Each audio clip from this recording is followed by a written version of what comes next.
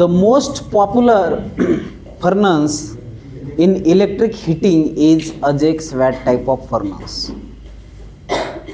सगळ्यात जास्त popular furnace जर कोणता असेल तर हे AJAX watt type of furnace आहे.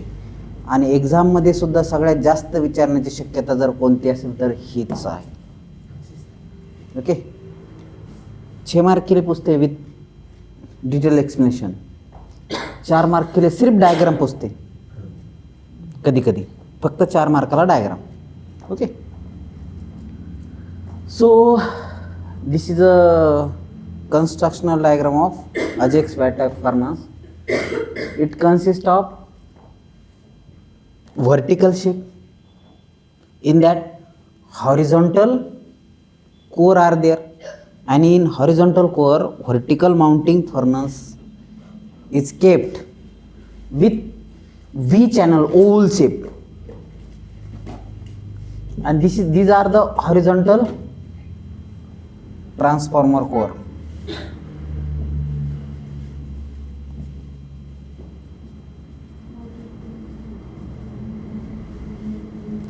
तुम्ही बघितलं का, असे व्हर्टिकल उभं टाक्या असतात, खूप उंच उंच टाक्या, आणि मधात त्याला हॉरिझॉन्टल कोर असते आणि त्याला सप्लाय दिला जातो.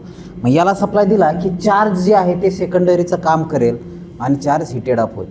तर बघा, हे तुमचं outlet for material placing and removing. त्याच्यानंतर ही रेनफोर्सिंग रिफ्रॅक्टरी लाईनिंग म्हणू आपण त्याला, की हीट तुमची बाहेर जाणार नाही. ओके, आता चार्ज इनलेट टाकलं, व्हर्टिकली टाकलं, तर हे चार्ज आहे, हे डॉट डॉट डॉट डॉट दाखवलं. चार्ज म्हणजे काय रे, ज्याला आपल्याला गरम करायचं असे मटेरियल. ओके, तर ही प्रायमरी वाइंडिंग आहे तुमची. ओके, आणि चार्ज ही काय, सेकंडरी वाइंडिंग. चार्ज ही काय, secondary winding.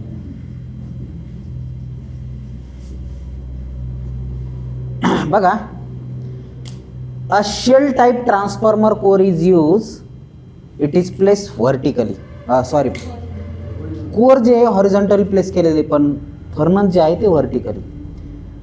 And centrally primary winding is arrange, the secondary is form by charge itself. हे सेकंडरी चार्ज असेल, ही प्रायमरी कोरची वाइंडिंग असेल.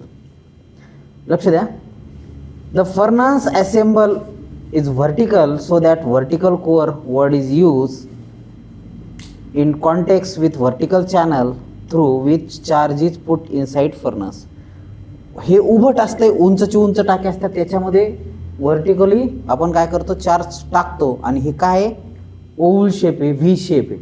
ओके, तर बघा, प्रायमरी सराउंडेड बाय कोर, म्हणजे प्रायमरी सराउंडेड बाय चार्ज, तेच म्हणलं.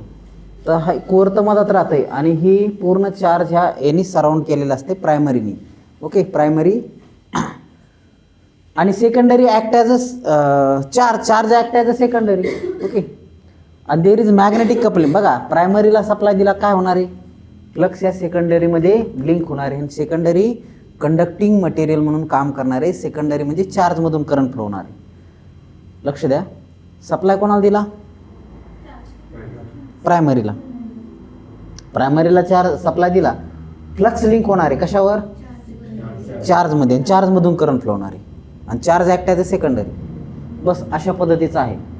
तर व्ही नॉच का बरं, व्ही नॉच याच्यासाठी की जे उकळलेलं तेल, सॉरी तेल म्हणण्यापेक्षा मेटल आहे, हे वर जावं आणि हीट ही फास्ट डेव्हलप व्हावी, म्हणून व्ही चॅनल आपण इम्प्लिमेंट करतो. Okay, V notch is form at the bottom where temperature is maximum. जास्तीत जास्त टेम्परेचर व्ही नॉचला, कारण सरफेस एरिया कमी झाला तर टेम्परेचर तिथं वाढणार आहे.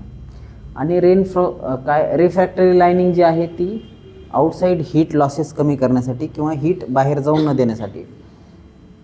आता याची वर्किंग पाहू आपण. The V shape channel is always fit with metal, molten metal.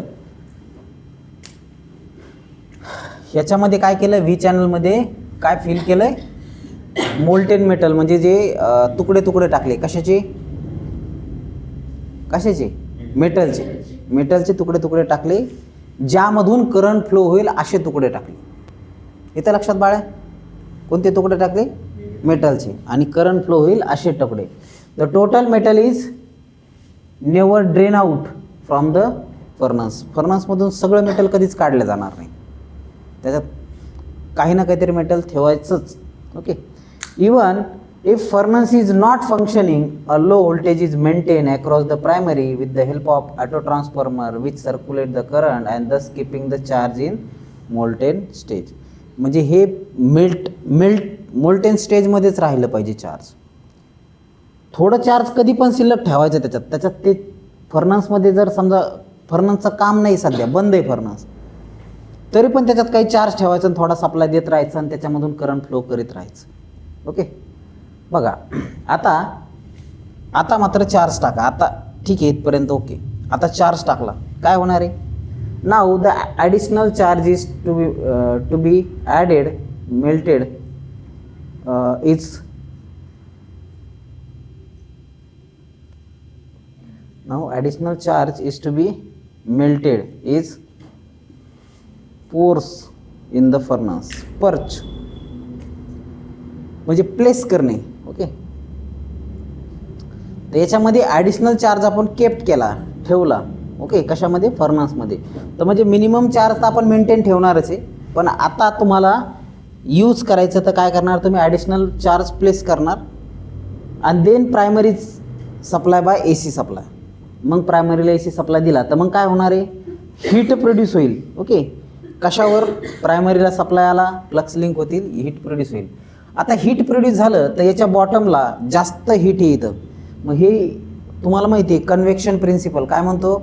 Heat जर इथं प्रोड्यूस झाली तर हे गरम होईल आणि कमी डेन्सिटीचं, okay, less density part is going upward and more density part is going downward. आणि याच्यामधून काय होतं? कन्व्हेक्शन होतं आणि या प्रिन्सिपलने ती हीट सर्क्युलेट होती. ओके. आणि फास्ट. बघा, the circulation of molten metal take place in V channel due to convection. High temperature metal goes up and low temperature goes down, आणि ही प्रोसेस कंटिन्यू होते. बघा, the string action is automatically obtain. String action म्हणजे काय रे? Stirring option, stirring action.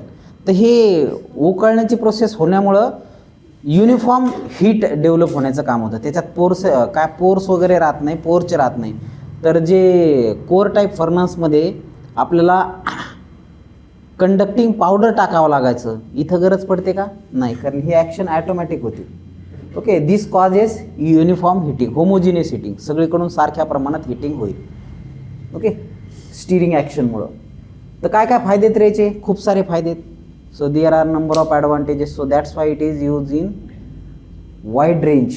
Okay. खूप मोठ्या प्रमाणात वापरल्या जातात. पहिला फायदा काय? Magnetic coupling between primary and secondary is better coupling. So efficiency is good. Leakage flux is less and power factor is also good. 0.8 to 0.85 power factor आहे. Then not need low frequency. याला कमी फ्रिक्वेन्सीची गरज नाही. Obtain normal 50 hertz फ्रिक्वेन्सीवर सुद्धा काम करू शकतो, म्हणून कॉस्ट कमी होऊन लागणार आहे का? हो, कॉस्ट कमीच लागणार आहे, कॉस्ट वाढणार नाही. Odd shape crucible is not required. एक सफिशियंट व्हर्टिकल टँक असेल. जे याच्यामध्ये क्रुसिबल लागलं होतं, कशामध्ये? त्याच्यामध्ये कोर टाईप फर्नसमध्ये. तसं लागेल का इथं? नाही. त्याच्यानंतर pinch of effect is avoided. Pinch of म्हणजे काय? तर युनिफॉर्म हिटिंग जे आहे त्याच्यामध्ये पिंच ऑफ, याच्यात पोर्स तुकडे राहतील का? नाही राहणार. का? कारण हे ऑलवेज मोल्टेन मेटलमध्येच आहे. हे जे मेटल स्टेप आहे हे मोल्टेन स्टेजमध्येच आहे. ओके. याच्यामध्ये पावडर वगैरे टाकत नाही आपण करंट इंटेन्सिटी, करंट सर्क्युलेशनमध्ये, जसं आपण याच्यामध्ये टाकायचो. कशामध्ये? कोर टाईप फर्नसमध्ये. ओके. पिंच ऑफ इफेक्ट म्हणजे डिसकंटिन्युटी ऑफ सर्क्युलेटिंग करंट. तसा इफेक्ट इथे येत नाही, कारण हे सगळं कसं आहे? मोल्टेन स्टेजमध्येच आहे म्हणून. त्याच्यानंतर डिसॲडव्हान्टेजेस. काय काय फायदा तोटे याचे? This is not suitable for aluminium and its alloy. हे ॲल्युमिनियम आणि त्याच्या अलॉयसाठी वापरल्या जात नाही. का? कारण ते ऑक्साईड्स जर क्रिएट केले ॲल्युमिनियमचे ऑक्साईड तर हे हार्मफुल आहेत. ओके, ऑपरेटरला हार्मफुल आहेत आणि तिथल्या इन्व्हायरमेंटला पण हार्मफुल आहेत. त्याच्यामुळं ॲल्युमिनियम आणि अलॉय कंटेनिंग ॲल्युमिनियम आपण याच्यात वापरत नाहीत. ओके, मग कुठं वापरला हे नॉन यूज फॉर मेटल काय मोल्टिंग किंवा melting non ferrous metal like copper, brass, zinc, जी की कंडक्टिंग तर आहेच पण ॲल्युमिनियमचे नाहीत किंवा ॲल्युमिनियमचे अलॉय नाहीत, असे मेटल मेल्ट करण्यासाठी याचा सर्रास वापर केला जातो. येतं लक्षात? तर ही खूप पॉप्युलर फर्नस आहे आणि परीक्षेमध्ये सुद्धा विचारले जाते. समजलं? काही doubt? No doubt. So write down.